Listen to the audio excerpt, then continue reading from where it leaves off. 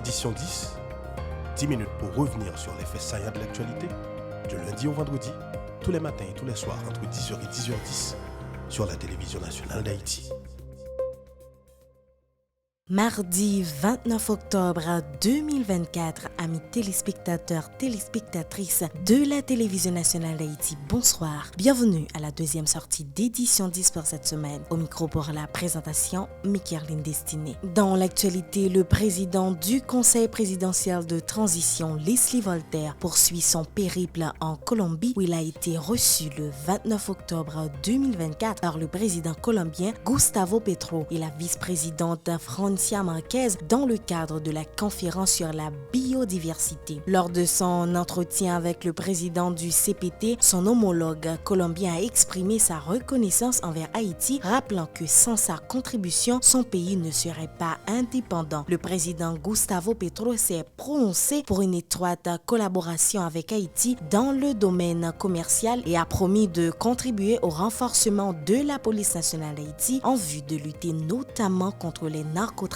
Un accompagnement aux jeunes a été également évoqué par le chef d'État colombien. Pour sa part, l'architecte Leslie Voltaire a qualifié de constructifs ces échanges avec les autorités colombiennes qui ont porté sur de nouvelles possibilités de coopération entre les deux pays. Le président du CPT s'est exprimé ce 29 octobre sur la tribune de la COP16. Il a renouvelé sa fierté de porter la voix d'Haïti à cette assemblée. Le président du Conseil présidentiel de transition a ici rencontré ce 29 octobre le secrétaire général des Nations Unies, Antonio Guterres, sur des questions liées à la sécurité, la crise migratoire et humanitaire. Le diplomate portugais a réitéré son soutien à la lutte contre l'insécurité en Haïti. Comme évoqué, le président du Conseil présidentiel de transition, Leslie Voltaire, s'est exprimé le mardi 29 octobre 2024 sur la tribune de la 16e conférence des Nations Unies sur la biodiversité COP16 qui se tient en Colombie du 21 octobre au 1er novembre 2024. L'occasion pour l'architecte de mettre en relief la richesse de la biodiversité d'Haïti. Toutefois, il a insisté sur les défis environnementaux auxquels le pays est confronté. Il a réaffirmé l'engagement du pays de continuer à œuvrer en vue de protéger la biodiversité du pays.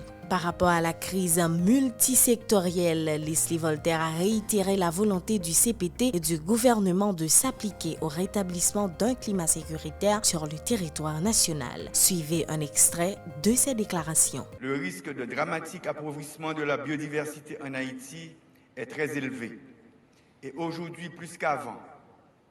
Ceci en raison notamment des forces motrices de la dégradation, comme la destruction des habitats, la pollution, l'introduction d'espèces exotiques envahissantes, la pauvreté, les inégalités sociales et une autre menace vraiment réelle, c'est la présence de bandes armées dans les zones déclarées aires protégées qui n'hésitent pas à incendier des portions de forêt avec toutes les graves conséquences pour la couverture végétale et la biodiversité du pays. Faire la paix avec la nature. Ce thème nous demande de travailler pour arriver à concilier les Haïtiens avec leur territoire et la riche nature qui l'abrite. Haïti est actuellement engagé dans un processus de révision et d'alignement de la stratégie et du plan d'action national dit Haïti Biodiversité 2030, avec pour objectif de porter à 8 325 km², soit 30% de la superficie totale du territoire consacrée aux aires protégées.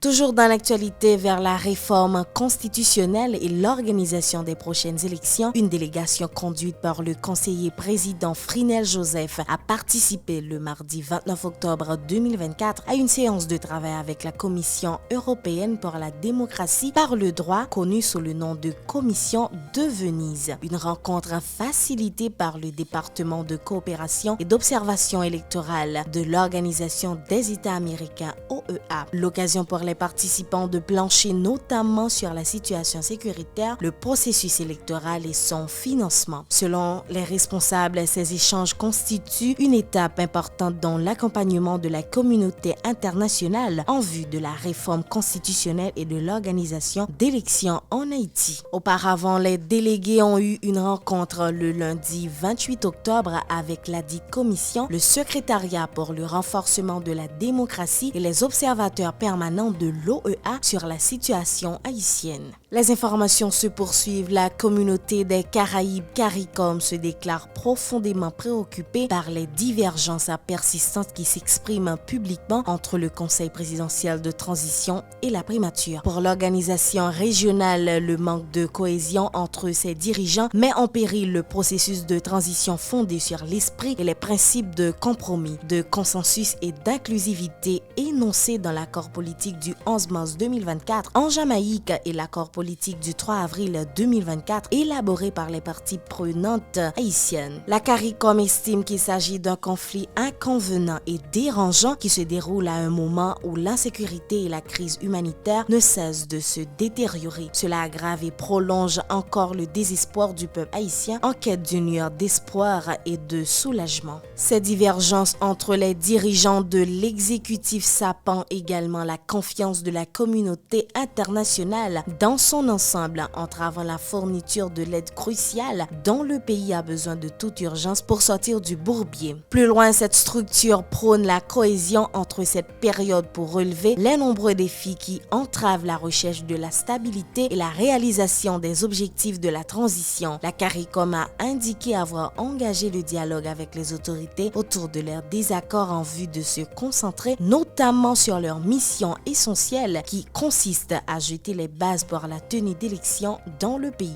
L'atelier de formation sur la sécurité publique et l'environnement scolaire s'est poursuivi le mardi 29 octobre 2024 à Pétionville. La mission des brigadiers et leur attitude sur leur lieu de travail était au centre des débats lors de cette deuxième journée d'échange sous les auspices du ministère de la Justice et de la Sécurité publique. Écoutons les précisions du commissaire Jude Jean Chéry qui intervenait à cette activité. Il était au micro de Midra Emilias et Fleury Jean. L'atelier a concerné surtout la sécurité publique, la thématique là, est centrée sur la sécurité publique, l'environnement scolaire. Ça veut dire que brigadier Sao pour intervenir surtout dans des zones côté qui ont une affluence de Timoun qui sortent l'école ou bien qui prennent l'école. C'est surtout des actions civiques que brigadier Sao pour faire et pour à des heures de pointe permettre que Timoun soit capable de traverser la rue en toute sécurité et permettre que voie itinéraire côté Timoun pour passer à gagner des personnes responsables, des professionnels qui voyagent sur eux pour apporter le bail, n'est-ce pas, et des autorités placées à la superstructure de l'État et pour renforcer le travail de la police à faire. Donc c'est sous un maillage ça, c'est que son bail qu'il y a à la sécurité publique, comme on connaît que la police, c'est un maillon dans la chaîne de sécurité publique. Toujours dans l'actualité, le coordonnateur national du symposium sur la gouvernance, Deus Deronet, a apporté ce 29 octobre des précisions sur la gestion du Fonds de gestion et de développement des collectivités territoriales. Selon l'ex-élu de Marigot, les élus locaux ne disposent pas vraiment de ce fonds en en assument aucun contrôle du fait qu'il ne leur est jamais parvenu. Professeur Deus Deronet affirme avoir déjà adressé plusieurs correspondances au pouvoir central en vue de rappeler aux autorités l'obligation qui leur est faite par la Constitution et certains textes de loi d'assurer le décaissement de ce fonds pour faciliter le développement des collectivités territoriales. Deus Deronet est à l'invité de Kenley Vilsain à l'émission Mise au point de la TNH. On moun k'ap travail depuis salaire arrivé 5 000 gouttes, yo prend 1% sous salaire pour collectivité. Yo moun qui a fait plaque li ou bien la paye viette dans DGI. Ou après vous payer 20 gouttes en plus. Yon moun k'al payer impôt sur les revenus. Tant pour tête li ou bien pour entreprise li. Sous revenu net ou pas le taxer pour DGI, ou après payer 1%. C'est pour collectivité yo. Ça fait 3 sources. Yon moun k'ap acheter un billet d'avion pour voyager à l'étranger. La payer 25 gouttes, c'est pour collectivité yo. Ça fait 4 sources. Yon moun qui gon prime d'assurance la recevoir. La payer 5% nan prime d'assurance ça recevoir, c'est pour collectivité yo. Yon moun qui achète un paquet cigarette, la payer 20% sur paquet cigarette ça, c'est pour collectivité yo. Yon moun qui appel international, la payer 8 gouttes sur appel ça la place à l'étranger, c'est pour collectivité. Yon moun qui a dédouané, ni le commerçant, ni son moun qui est individuel qui a dédouané la douane.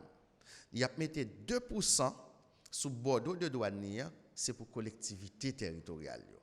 Donc, yon moun qui gagne dans la loterie, il prend 5%, c'est pour collectivité. Chaque dernier vendredi mois, sous fond ça que moi avant nous contribuer là-dedans tout le temps et que chaque jour, chaque nuit qu'on va monter sous fond, chaque dernier vendredi, il faut que décaisser au prorata pour chaque collectivité territoriale pour yon comme pour fonctionner. Pour finir, près de 24 000 postulants ont été inscrits au concours d'admission de toutes les entités de l'Université d'État d'Haïti pour l'année académique 2024-2025, selon des chiffres fournis par le vice-recteur aux affaires académiques. Toutefois, Jean Poincy déplore le fait que seulement 3 facultés disposent de locaux pour accueillir les étudiants en raison des exactions des gangs criminels qui n'ont pas épargné la communauté universitaire. Pour redresser la barre, le gouvernement a octroyé une enveloppe de 148 millions de gourdes à l'UEH, augmentant ainsi jusqu'à 148% les fonds habituellement alloués à cette entité. Les propos de Jean Poincy ont été recueillis par Fedner Confident et Bernard Marseille. Yo, nous une augmentation budgétaire de 158%, c'est-à-dire il passé de 235 millions l'année passée, il est arrivé à 535 millions, soit en 350 millions d'augmentation, qui normalement nous t'as qu'à utiliser pour permettre nous essouffler. Mais difficulté gagner avec ça, est-ce que comme ça nous avons décidé nous achetons espace avec? Est-ce que comme ça nous avons décidé nous le avec parce que genre d'activité ça est toujours fait à travers investissement. Mais nous étonnés pour nous que l'investissement année ça, nous zéro. Sous nous zéro, côté que nous avons utilisé comme ça pour engager dans l'acquisition d'espace pour nous entrer, définitivement, 350 millions sont 350 millions pour nous résoudre le problème. Ça. Si c'est acheter pour nous acheter un espace pour nous capable de loger et étudiants et provisoirement en attendant que tout le bagage résoudre, faut que nous utiliser. Mais il y a toute une démarche administrative qui est un peu compliquée là avec nous. 350 millions de gouttes en plus que nous avons toujours dit merci beaucoup. Mais faciliter nous démarche administrative pour 350 millions de gouttes ça, nous avons utilisé la bonne escient pour que nous joignons immeuble qui permettent nous loger entité pour que nouveaux admis rentrent en classe, pour que anciens étudiants rentrent en classe et nous suivre cours correctement. Voilà, c'est ici que prend fin ce numéro d'édition 10. Merci de l'avoir suivi. Au revoir et à demain pour une nouvelle sortie. Édition 10, 10 minutes pour revenir sur les faits saillants de l'actualité, du lundi au vendredi, tous les matins et tous les soirs entre 10h et 10h10 sur la télévision nationale d'Haïti.